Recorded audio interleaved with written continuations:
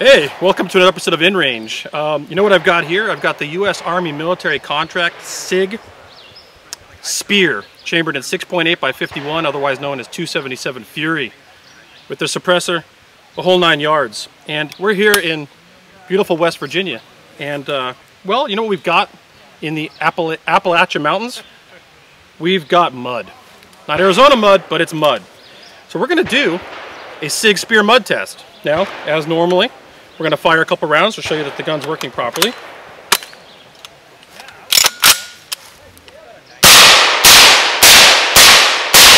And then I'm going to put it on safe, close the dust cover. And if you come down with me here, we've got this Appalachian mud. You ready for this? All right. Oh, everybody wants this gun. They're all really into it. Let's go ahead and mud it up. Yeah, you know what? There we go. Gotta get it on everything, right? And to make sure it's runny enough, we'll add a little water. There we go. How's that look? Ah, it's buried. Can't see it. Turn it over. Let's get this side too. It's got that side charging handle. That's an interesting thing. Don't know what to make of that. I don't know that it'll matter. All right. Cool. One shake.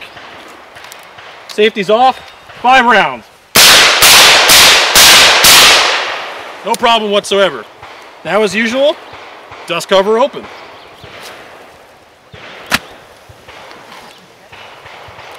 Right in there. Yeah, let's get some of the watery stuff. Get the whole consistency in there. I don't want anyone saying this stuff's too thick. Appalachia's a little different than Arizona, right? More of that in there. Yeah. Turn it over. Same thing. Why am I using this? All right. Dust cover open. Safety off. Oh! First failure. Okay. See what we got. We got a failure to feed. So without trying to get more mud in the system, I'm going to pull the magazine if I can. And I'm going to use that side charging handle. That rounds out. It went into battery.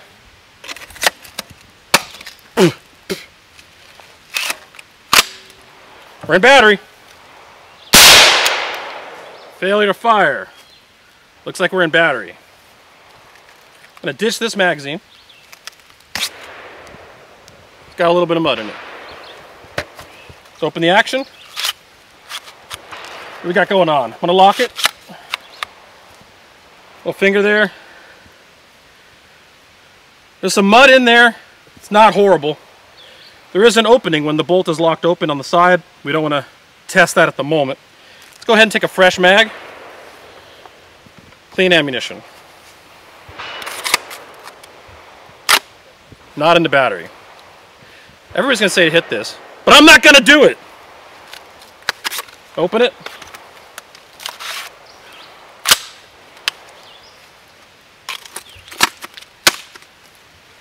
I'm going to use this charging handle. Uh-oh. Now we're stuck.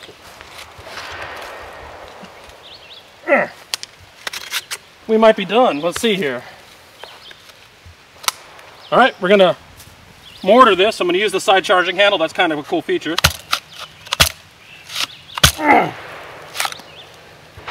Lock it open.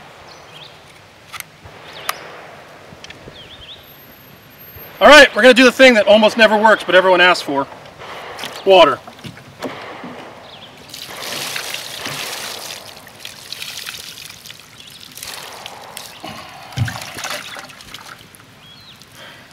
I don't know.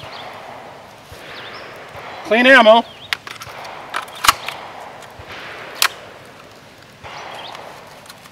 Wow, this is getting sticky. I'm gonna hit it. All right, here we go. 1 round.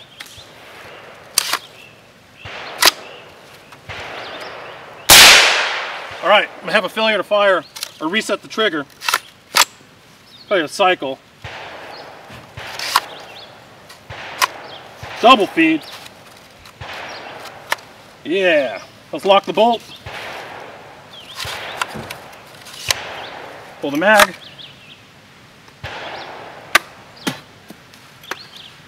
There's one in the chamber. Failure to eject. Alright. I don't know that I'm going to call that a pass. I'm not sure I'm going to call it a complete failure, but I think what we're seeing here is the same thing we saw with the HK MR416 or the 556. This is a piston actuated system. And so ARs have historically done very well because they vent gas out the side of the bolt carrier group. We even have high-speed video here on InRange of it doing that and blowing dirt and debris out of the action. With the dust cover closed, which is what you would do if you're a well-trained soldier, this would never happen, right? Dust cover open, you had a mistake, you got in the mud. This could be the result. And what happens is, since there's nothing to prevent the dirt and debris from being ejected out of the ejection port, it tends to fall into the system when it's cycling. When that happens, it gets into the locking recesses, or worse, into the fire control group, which is what's happening here and why we're not seeing a proper trigger reset, and also seeing failure to eject. That said, it's a cool gun, but this is just one of the things you have to consider when you go from, say, DI to piston. And this, of course, should not dictate this not being a quality firearm or something that the Army's made a mistake about. But in a very severe mud test, InRange style, the Spear, not so great. Alright, so the Spear sat in the corner for a few minutes when I did something else, and we did realize I didn't try the adverse condition. So I'm going to push the button down. I do that, and I've turned it. We are now in adverse on the gas setting. Normally you don't do that with suppressor attached, but considering the situation, why not, right? I'll give it a little more of a rinse just before we start. I did clean the magazine, so we're not dealing with a fouled magazine, meaning the part that matters. Let's see if it'll go in the battery. It did. So we're now on adverse gas setting. And we're not firing, all right? Already. Interesting. I think the fire control group is more the problem than the gas. Ah! Man, that is hard to open. Let me see if it'll dry fire. Yeah, it did. Alright, try this again. On safe. Can't put it on safe. We live dangerously here at InRange. Not in battery.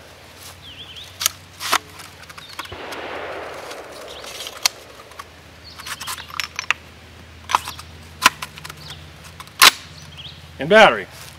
Adverse gas setting. Dead trigger.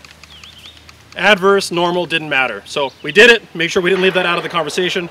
Same problem, whether normal or adverse. So you don't have to comment on that in the comments below. I want to thank Austin from Illumid Arms for bringing this out to me and the ammunition. This was provided by them. The ammunition, the gun, everything from Illumid Arms. You can find them in the links below. Thank them for that because this is a really rare opportunity. Check them out. They got cool stuff.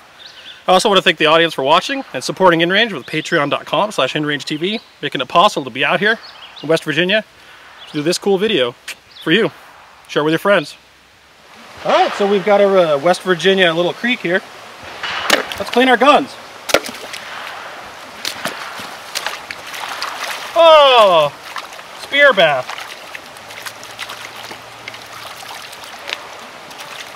That's right, it'll be okay.